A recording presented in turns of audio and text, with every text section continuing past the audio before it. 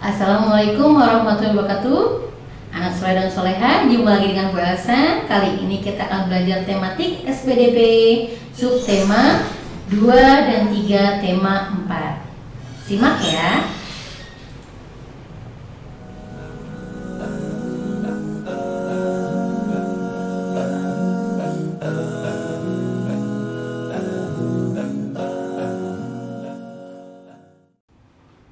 Bismillahirrahmanirrahim. Ayo anak-anak, kita belajar SBDP tema 4 sehat itu penting subtema 2 dan 3. Subtema 2 gangguan kesehatan pada organ peredaran darah. Oke, SPDP kali ini kita akan belajar tentang properti, tata rias, dan busana dalam tari kreasi daerah. Lihat di gambar di samping, Nak. Di situ ada tarian kuda lumping. Nah, di situ propertinya apa? Propertinya adalah kuda lumping. Ya, tapi bukan kuda beneran ya. Itu adalah kuda mainan. Kemudian pada tarian kuda lumping itu tata rias dan busananya pun mendukung dari tarian tersebut. Nah, sebenarnya apa sih properti tari, tata rias dan busana itu? Properti tari adalah segala sesuatu yang akan diperlukan penari terhadap penari tarian di ruang pentas tersebut. Jadi yang mendukung tarian tersebut.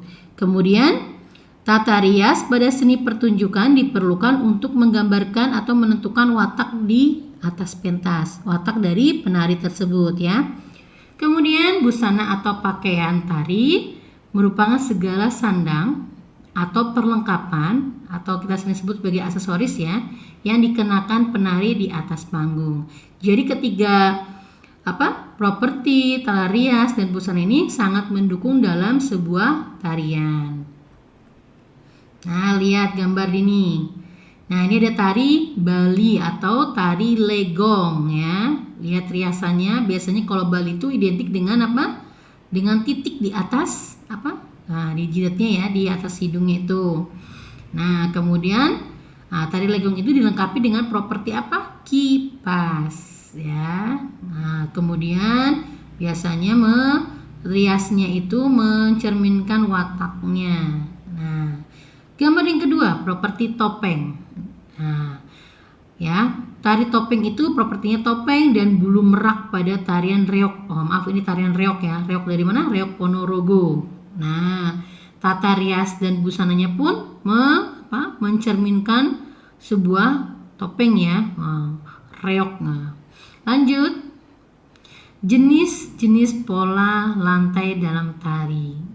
Nah, kalau kita mau menari, biasanya gerakannya itu menggunakan pola tarian atau pola lantai. Pola lantai adalah garis yang dilalui oleh para penari saat memperagakan gerakan-gerakan tari. Nah, ada dua macam pola lantai utama, yaitu pola lantai lurus dan lengkung. Oke, pola lantai lurus. Contohnya, lihat di sini. Pola lantai lurus ke samping, ya. Kemudian pola lantai lurus ke depan, pola lantai diagonal, silang ya. Kemudian pola lantai zigzag, ya. Biasanya tuh seperti huruf Z. Ya. Kemudian pola lantai lengkung itu ada pola lantai lingkaran, pola lantai lengkung ke belakang, pola lantai lengkung ke depan. Ya. Ini biasanya untuk apa sih? Untuk memperindah tarian ya, gerakan tarian. Lanjut. Nah, lihat di sini contohnya. Ya. Ini ada tarian ya yang diperagakan oleh anak-anak ya. Nah, properti apa yang digunakan dalam tarian tersebut? Coba lihat di situ. Apa propertinya? Kipas ya. Kemudian sebutkan pola lantai yang digunakan pada setiap gambar. Lihat di gambar pertama itu gambar apa? Ya, pola lantai lurus ya.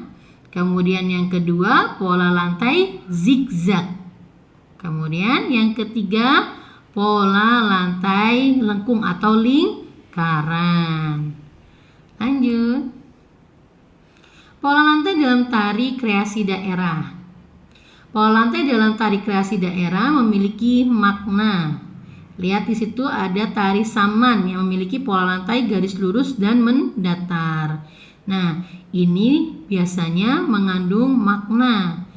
Lihat di situ tari saman itu ada pola lantai garis lurus yang memberikan kesan lembut, ya. Kemudian garis mendatar memberikan kesan istirahat. Nah, sedangkan pola garis melingkar atau melengkung memberi kesan manis, sedangkan diagonal memberikan kesan lebih kuat. Nah, tadi kita sudah membahas tentang subtema 2. Sekarang kita ke subtema 3, cara memelihara kesehatan organ peredaran darah manusia. Di subtema 3 ini kita akan belajar tentang gambar cerita. Apa sih gambar cerita? Gambar cerita adalah gambar yang terdapat pada sebuah karya tulisan yang mengandung sebuah cerita. Jadi gambar itu biasanya disertai dengan tulisan-tulisan yang mengandung urutan cerita. Fungsi gambar cerita yaitu untuk memperjelas atau menegaskan dan memperindah suatu cerita. Ya, jadi kalau semuanya kita baca buku, ya, buku cerita, biasanya kita akan mengalami kebosanan, ya, karena tidak ada gambarnya. Nah, kalau ada gambarnya, kita akan lebih bersemangat. Karena apa? Karena indah, ya, dan mendukung ceritanya. Nah, langkah-langkah membuat gambar cerita. Lihat di sini. Yang pertama adalah menentukan ide atau gagasan. Kedua, membuat sketsa. Kemudian yang terakhir adalah mewarnai. Jadi mewarnai itu yang terakhir, ya. Lanjut.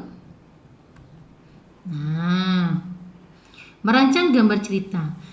Sebelum membuat gambar, kita harus terlebih dahulu menentukan tema. Kemudian jika tema sudah ditentukan, kita dapat dengan mudah menentukan alur ceritanya. Nah, agar dapat melakukannya, coba ingat kembali langkah-langkah membuat gambar cerita yang tadi kita bahas, ya. Nah, coba nanti diingat lagi. Lanjut. Perhatikan contoh berikut.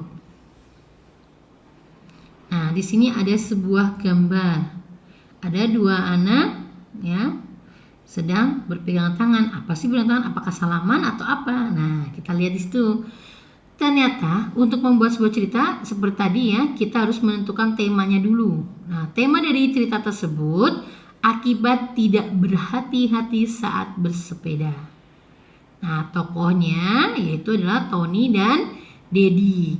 Tony memiliki sifat kurang hati-hati, sedangkan Dedi memiliki sifat penolong. Nah, dari sini bisa kalian lihat mana yang Dedi, mana yang Tony, ya. Dari cerita tersebut juga memiliki alur cerita. Yang pertama, Tony tidak berhati-hati saat mengendarai sepeda. Kemudian yang kedua, sepeda Benny menabrak batu yang ada di jalan.